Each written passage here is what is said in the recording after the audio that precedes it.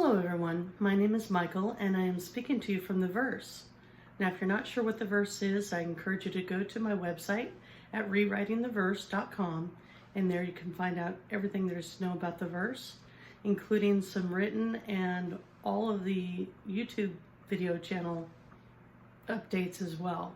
So I encourage you to go there. I am a past life regressionist, and I am also able to rewrite timelines, which means after I complete a past life regression, I can then go back, if it's warranted, to rewrite the timeline and have a higher level result show up. If you're interested in anything like that, I do offer those services for groups and individuals, and you can find out more about that on my website. So this video is specific to the February 22nd, 2020 portal. And on that date, there will be a energetic portal that will definitely move us once again forward on the ascension pathway. And especially between February 2nd and February 22, this has definitely been about partnerships and especially about twin flames. So it's even more fitting that I am using the twin flame journey as the basis of the timeline that we're going to look at today. And to help us through this, actually it's been kind of a corridor between the 2nd and the 22nd. A lot of movement within the twin flame and divine masculine, divine feminine journeys. And again, I've been using actually the twin flame journey for many portals now, but it should be especially potent as this is the energy we're in right now leading up to the 22nd. So, as I've already indicated, I will be using a twin flame timeline to move us forward through this. And I already did a past life regression tonight, as well as looked at where there is to intervene in the timeline to create a higher level result. But I have not formally put that in place yet. I find it very powerful to do that live with you here on the video so that you can experience it with me as we change the timeline, and they're not just healing back in the past, but then it absolutely impacts our present as well. So that will be occurring towards the end of the video, so please stick around for that. I think at this point it's a good time to jump in here and talk about the past life regression I've already looked at. And when I start a past life regression, the first thing I ask my guides is approximately how far in the past are we looking at. This one is only 120 years ago, so approximately 1900. And that's actually very recent. Most of my past lives that I do are a lot older than that, so it's actually going to be interesting for me just to even be witnessing, more modern looking situations. So it starts 120 years ago, and they showed me, the first vision I got was a mountain. And it looked like there were some looming clouds coming over it. I believe we were on the east side of the Smoky Mountains. And that some of the trees were already starting to change color, so we were probably getting towards the end of summer or early fall. And what I saw at first was just the trees and the mountain behind it, as well as this kind of an open field that had trees on the other side as well. But it was a fairly open field, and then trees that ran down along this way. So I was kind of waiting to kind of get more of a picture. I couldn't really see any structures. But then they finally indicated that on the side of the field over here, and following the tree line, going back in, there was a dirt road, for lack of a better word. Because remember, this is 1900, and as far as automobiles go, they're still fairly new. And I got that this was a fairly, this community just hadn't really been upgraded yet for automobiles. So it was a dirt road that went back. So I basically followed, the road back into the trees to see what I would find. And I found a very already old cabin back in there. And my understanding was the elderly man that lived there, who was 70 years old at this point, so in 1900, he was already 70 years old, that his family had lived on that property for at least 100 years, because that that log cabin was actually like the very first solid structure that had been created there by his probably great-great-grandparents or something like that, and that basically the family had lived there in some form or another for at least 100 years, and he at this point lived by himself. So he's very attached to this land. You could, come to that summation. If the family's been there for 100 years, he grew up, he was born on it, he was raised on it, and he raised his own children on it, and lived with his wife during that time on it. So he never really lived anywhere else. And there was a small community that he could at least, go into the town for supplies and such. But other than that, he didn't really have much of a need to go much farther than that. They had used the land mostly for, I believe, cattle ranching. And even definitely while he was in his younger days raising his family there, they definitely had cattle. He still had them, but we'll talk more about the history of his living there. But at this point, he doesn't have much cattle left either. He's definitely in his older years and not doing much ranching anymore. So, but this is his life. He absolutely loved the land. Definitely a strong connection to the land that just, even when he had opportunities in his life to leave there for various reasons, he never did. So, his name was Ernest, by the way. I might go ahead and call him Ernie because I think he went by Ernie, but his real name was Ernest. And that's pretty much what they show me. And on this particular day, I see him getting ready, whatever cleaning up he does in the morning to get himself ready if he's going to actually at least see people. He actually did brush his hair over, which was like dressing up for him, I guess.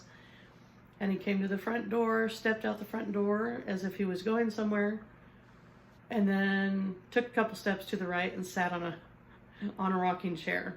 And pretty much was there the rest of the morning waiting for, ultimately he was waiting for his granddaughter. And I didn't really understand quite what was going on that day until the very end, so I will share that later then, why he was going out there to meet her on the porch for whenever she showed up. But I think I need to go ahead and start giving you a lot of the history leading up to that point, because most of what I saw as far as scenarios were from that day and forward.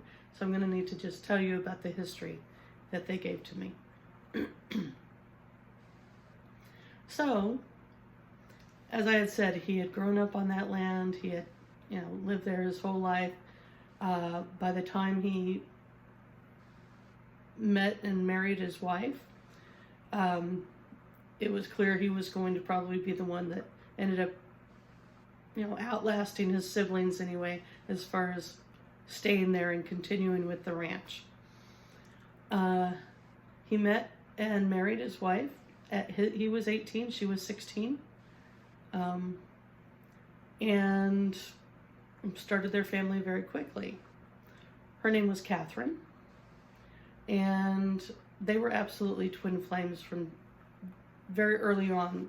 It was clear that they had this amazing connection that could not be denied. And so here's our twin flames in the storyline right here.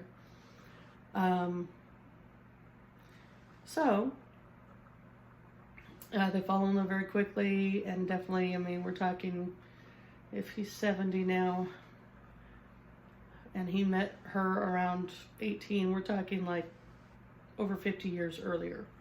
So, just trying to wrap your mind around that timeline. And they got married, started their family fairly quickly. He ends up having 2 sons, actually. At some point, they couldn't have children anymore, but that was fine. They didn't necessarily need a large family. And they had a very successful ranch. A pretty good life, and in his expectations anyway.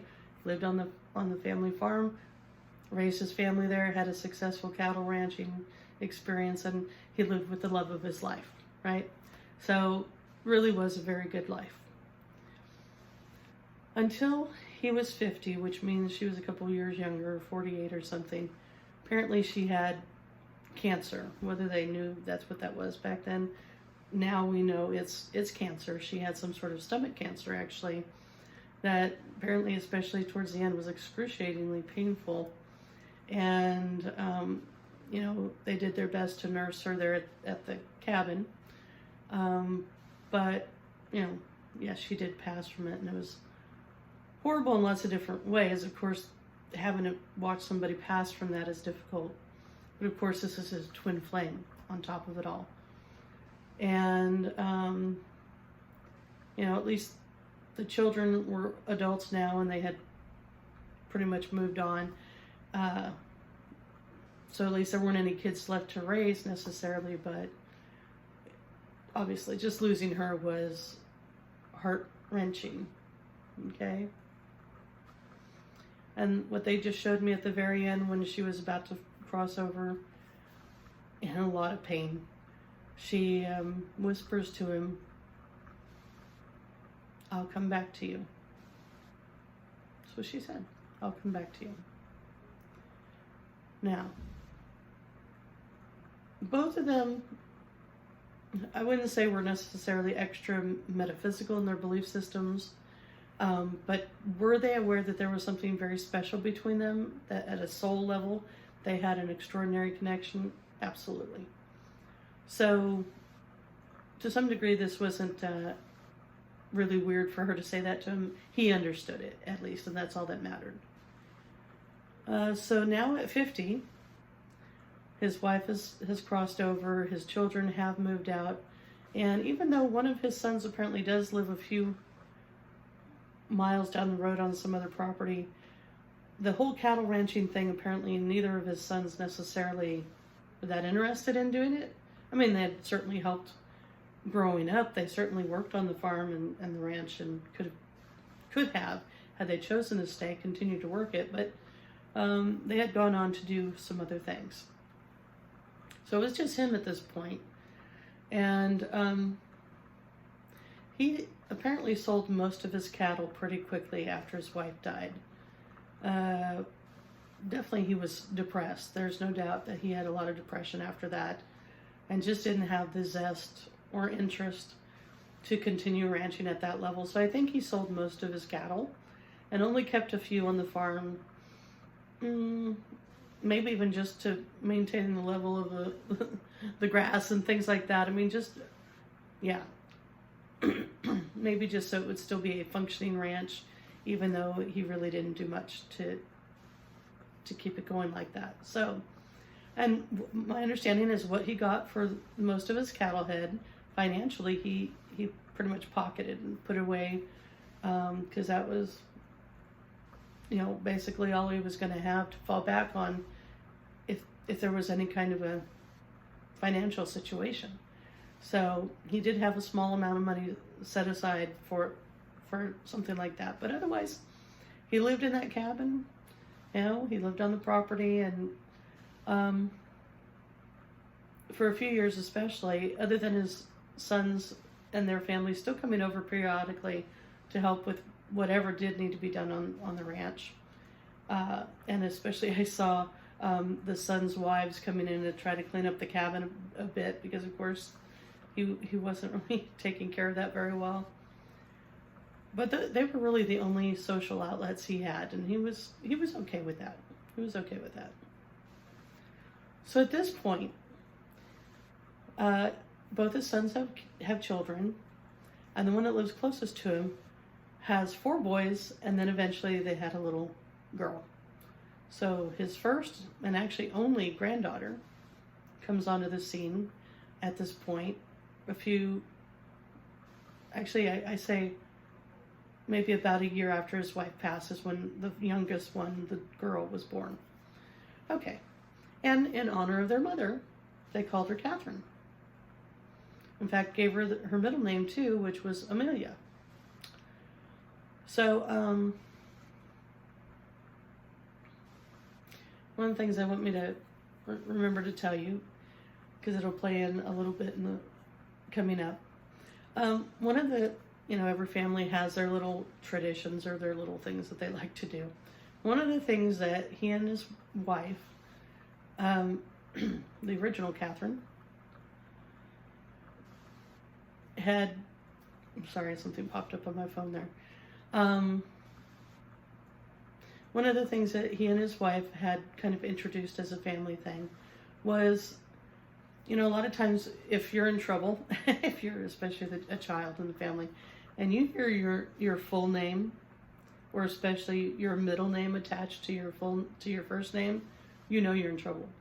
That's when you run to your room or whatever, because you just don't necessarily hear that often, right? Well, for whatever reason, they came up with this thing that they didn't really use that when they were upset with the kids. They would pretend to be upset with the kids, if that makes sense. So, in a pretend angry voice, they would say, well, Catherine, Amelia, Hines, and then they would start laughing. So it was kind of it's hard to describe. I hope I'm getting this across right. It's supposed to be funny. Like, they said something that, you could take personally, but if you heard your full name in that family, that means it was a joke, is basically what I'm trying to get across. Hard for me to articulate that, but it had the reverse. It wasn't a bad thing. In fact, it was a kind of a loving quip or something in the family. So, that was the mother, Catherine's full name.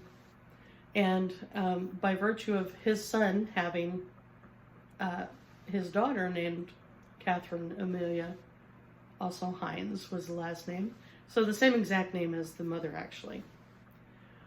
All right, so that kind of gives you a little bit of roundabout of why there's a connection having middle and full names said. Okay. All right, so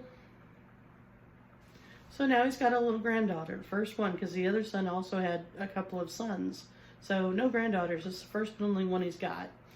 And he thought at first maybe that's why he felt a special little connection with her. Even before she was really verbal and walked and stuff, there was just something about her that was so precious. And you got to get that this guy isn't necessarily the most squishy guy. He's not a coochie-coo kind of guy. But there was something about this little granddaughter that kind of melted his heart a little bit. And so he did tend to have a special little connection with her. So whenever the family did come over to help around the ranch or just come to visit for some reason, he definitely would hold the granddaughter, or, as she got a little older, take her for little walks or whatever, and really had a strong affinity for her. He also still in those years struggled with the loss of his wife. He definitely had depression. And especially when the family wasn't over, he pretty much sat on that porch most of the time or inside, but he really didn't do a whole lot, and wasn't a very happy man. So as time goes on, he again continues to have this great little relationship with his granddaughter. And one day, for whatever reason, the family had something else they needed to do, and he said, why don't you just leave her here? I'll take care of her while you're going off and doing whatever that thing is. So at 3 years old, he was taking care of her, babysitting her at his place. And what I saw was that they were in the same room interacting, might have even been telling stories, because apparently they did a lot of that back and forth. And he got up to go in, I think, the kitchen or go in the other area but they could still hear each other. And here's the name thing. So I don't remember if they even showed me exactly what she said to have him go, Catherine Catherine Amelia Hines? And of course there was a little chuckle after that once the moment happens, and they chuckle about that. And from the other room, he hears his wife's voice say, Ernest Edward Hines? That was not a child's voice that he heard. And I even saw that he had some sort of a metal bowl in his hand and whatever he was doing, and he dropped it. There was no question whose voice that was that he heard. So when he kind of popped his head back in where she was at, she was just kind of sitting there with a smile on her face.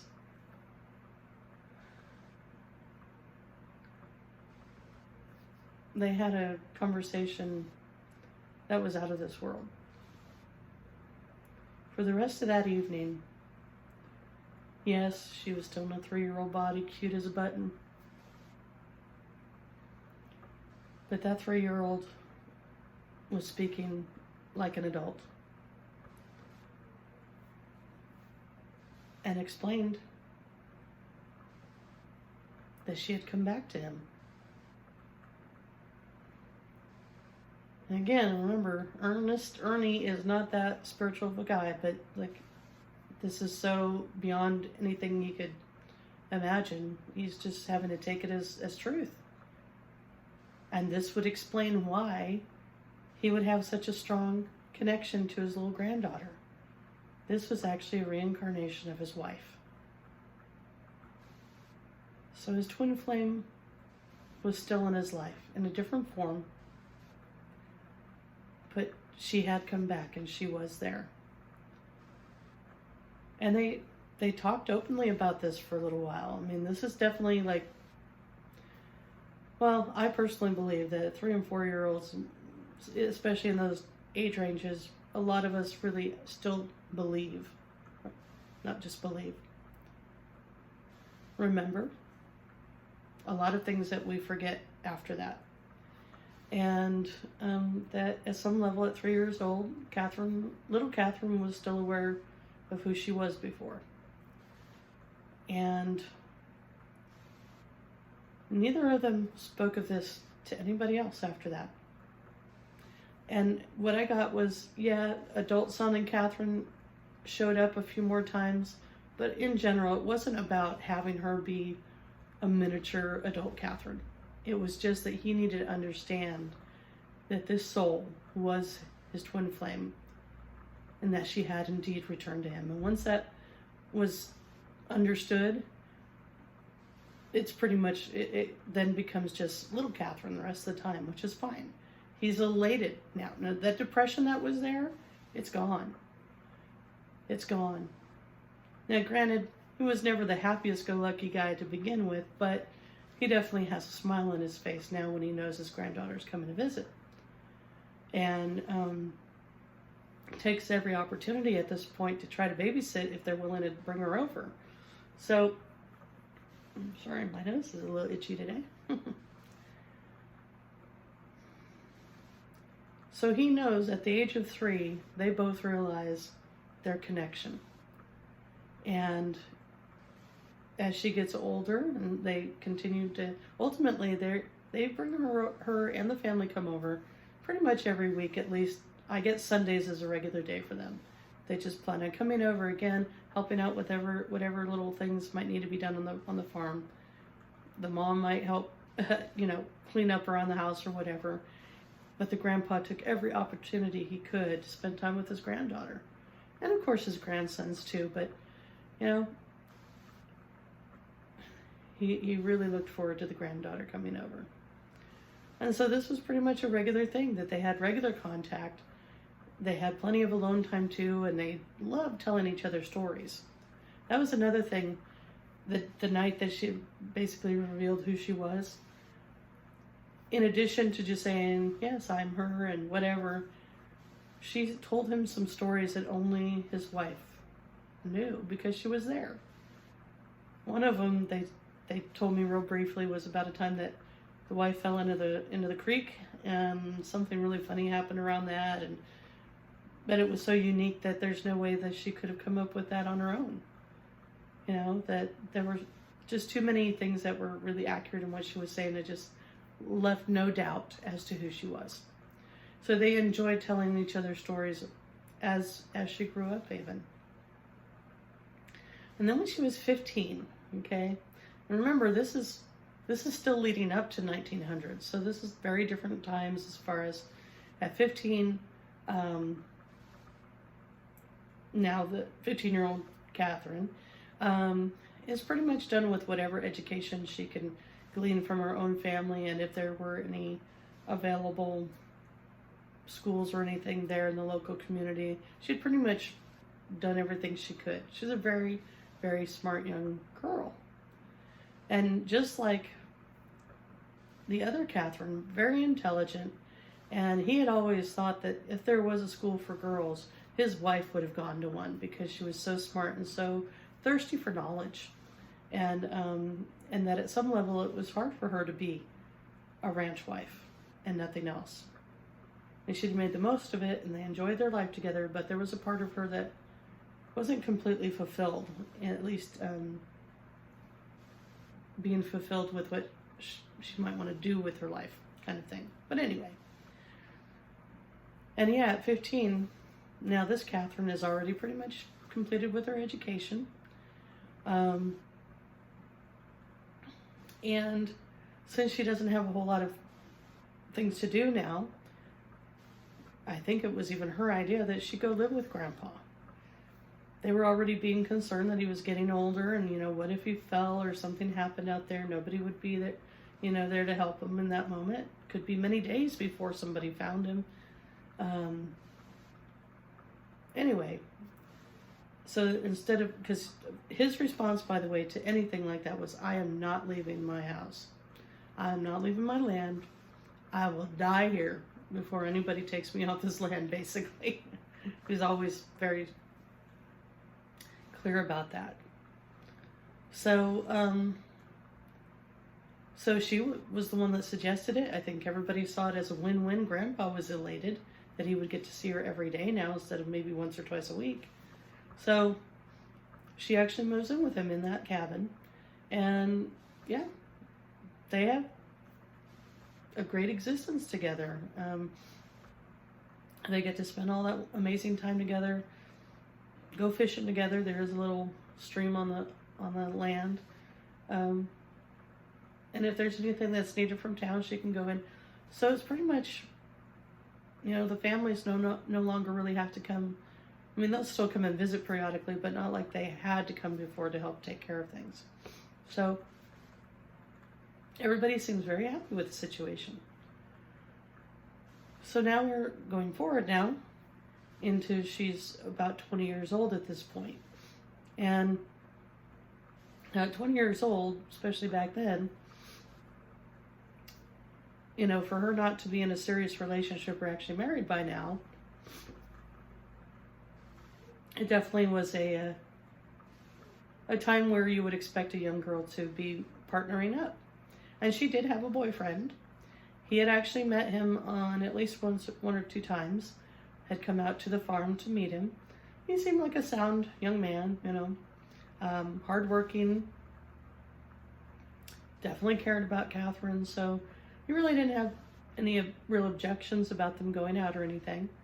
And he apparently, her boyfriend had apparently gone off to a city somewhere for work. Not sure exactly what it was, something I think more on the physical, excuse me, maybe lumber, maybe, I don't know, something that required, I think, a lot of physical work. And he had to, and it probably paid well enough to want to leave the area, but she wasn't able to go with him, at least not yet. I think he was trying to save up money. I think money was an issue. You know, if he's going to have a wife, he needs to, you know, they have to create a place to live. So he had already been gone for maybe a year, but they're still boyfriend and girlfriend. And one day, she comes rushing in to tell Grandpa that she got accepted into a women's college or school, some sort of advanced education. That was actually in the same area that her boyfriend worked. And wouldn't this be perfect? While he's working and getting things together, she could go to school. So I think ultimately she wanted to be a teacher.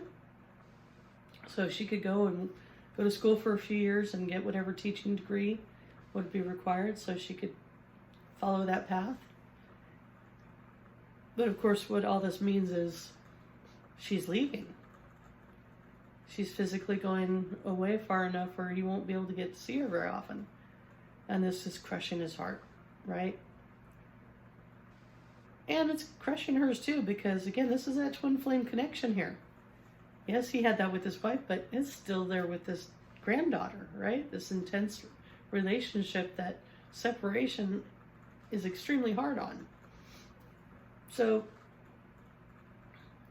she had already thought about it. Well, Grandpa, why don't you come with me? Come with us. We'll set up a little house there, wherever, and you can come live with us. And then that way we can still be together, and yet I can still pursue the college and the relationship, right? And as much as he absolutely wanted to be with her, absolutely, he couldn't leave the land. He could not leave his home. It was a part of who he was. It had always been a part, and it will always be. And as much as he tried to think of how he could work himself up to making that happen somehow, it was pretty clear that wasn't an option for him. And even though a few more conversations were had about it, he still was in the same stance that he couldn't leave his land, and he's so sorry, and he wishes he could, kind of thing, and she understands and all that, but they're both really brokenhearted because she's already been accepted into the school, and it is about time for her to have to leave for it. And so this is what leads us up to that very first image where they showed him getting kind of dressed up with his hair, going out and plopping down into the rocking chair for the rest of the morning until she shows up. Because that is when she is leaving for school. And she does come. They say their goodbyes. They hug. They cry. They reminisce. Is there any chance, Grandpa, any chance at all that you could change your mind, that we could work something out? I don't want to leave you, basically. And they couldn't come up with anything. So that was it. She goes off to school. Now, every once in a blue moon, she's able to come back and visit her family and sees him. But, it's not the same when it's like a year or more in between. And as soon as she leaves, he is definitely down in the depression again. Doesn't feel like there's much reason to be here. Yeah. And in this very first version, I see him passing away within a couple years of that. Before she actually, they don't actually return. By the way, they don't return to that community as far as permanently living. So, yeah, within a couple years, he's passed on. Dies very sad and lonely. And, and they go on, she goes on with her life. So, that's the first version. Now that that's viewed and we've got the highlights there, they go ahead and show me where the best place to intervene is. And what they show me is back on that porch that day as she is coming to visit him one last time. Now, They didn't show me this in the first version, but this had to have been in his mind to some degree. He might have thought about it briefly, but at some level he did not share this, because I see her jumping on this opportunity pretty quickly, but he didn't share it. And now in the rewrite, it's still very clear he cannot leave the property and live somewhere else, especially in any kind of a city. There's just no way. But one of the things that they had talked about was that, oh, well, if she came back in a year or two, if they moved back, okay, maybe, you know, things could pick up where they left off. But a big part of what she said was, well, the only problem with that, Grandpa, is, you know, we would just be getting out on our own. We'd just be trying to get set up, you know, trying just to get started with their life. And it may be very hard to do that here in this small community, you know. And so not really thinking that that would probably necessarily work out for them to come back. So this is the piece where he didn't say it in the beginning, but at this point, you know how I said that after his wife died, he sold most of his cattle, and he left, or he kept most of that in safekeepings for a rainy day someday. Hold on. Excuse me. Well, he still had that money. It's still probably buried in his backyard somewhere. And of course, you know, his rundown cabin was no place for a young couple to start a new life. But he did have that money. And in the rewrite, he says, you know, I can't offer you much. I mean, I understand you're starting a new life, but what if I gave you this property, and by the time you're done with college, I have a brand new little home built for you here? Would that be enough to bring you back? I mean, back then, even now, that would probably be a great offer for any young couple, but back then, that's like hitting the jackpot, right? They wouldn't have to worry about whatever building expenses or rent or whatever, and they could do whatever they wanted with the property. And his only condition was, please promise me that you keep this property in the family, don't ever sell it, because that was just very important to him, and she understood that and absolutely guaranteed that that wouldn't happen. She would just need to talk to her boyfriend about it, but she could see that really happening.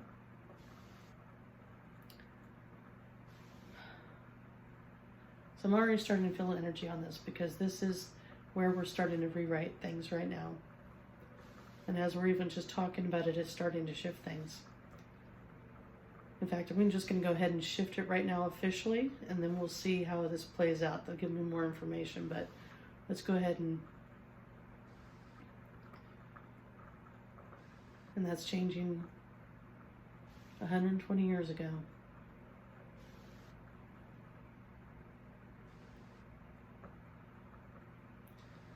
So that's flipping.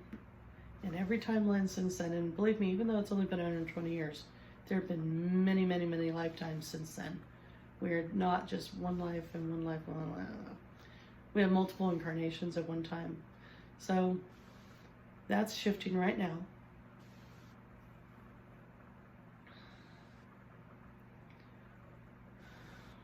Those are pretty strong.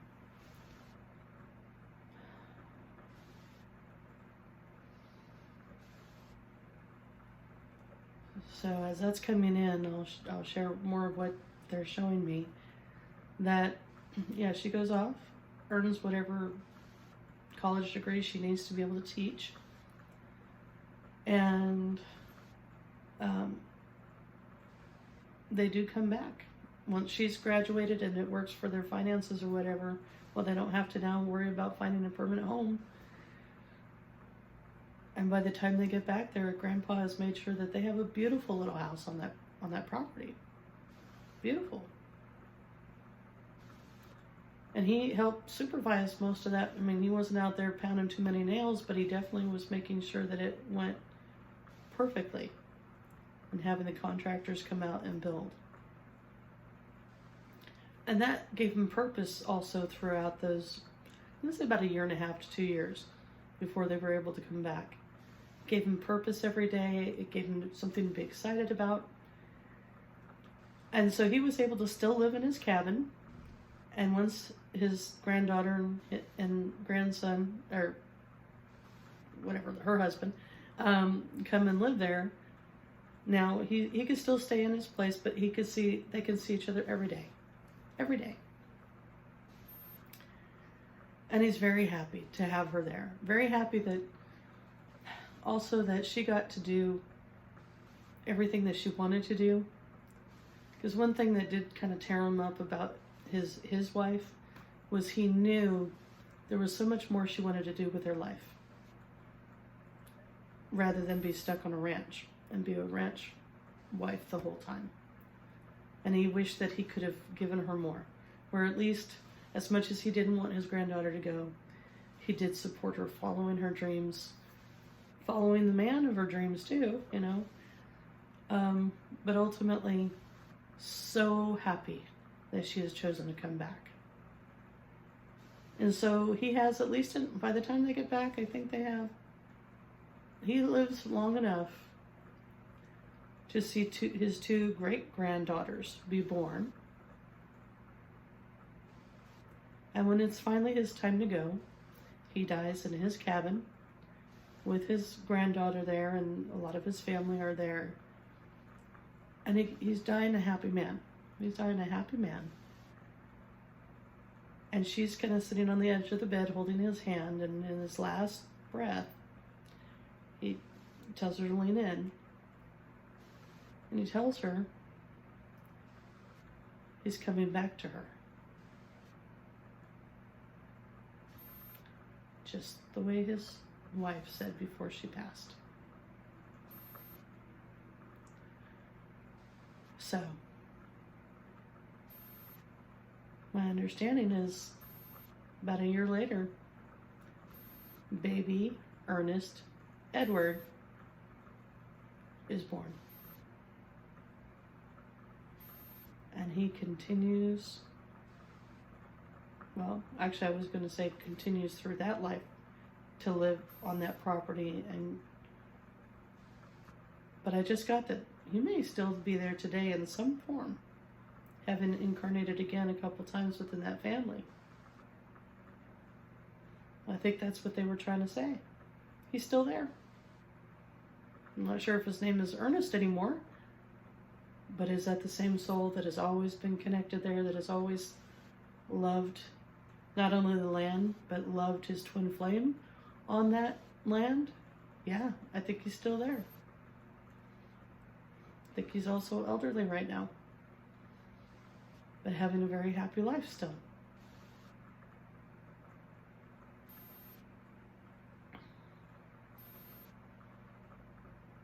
I'm really getting a strong family connection in this one. Now, I've had some other family connected ones that were more galactic family. But you know, sometimes you don't have to look very far for your twin flame. Sometimes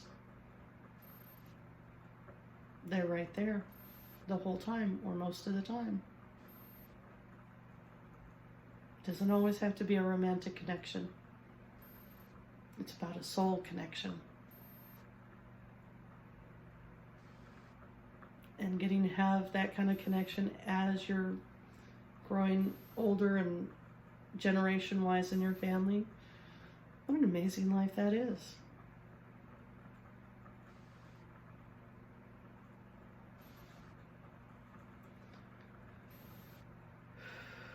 I'm still feeling the energy come in. It's very peaceful. You know, what I'm getting is one of the hard things about the twin flame connection is once you lose it, if you're lucky enough to find it. But once you lose it, it's hard to live after that. It's really hard to get a taste of that happiness again. And for him to find it twice in his lifetime, he is definitely a very, very lucky man.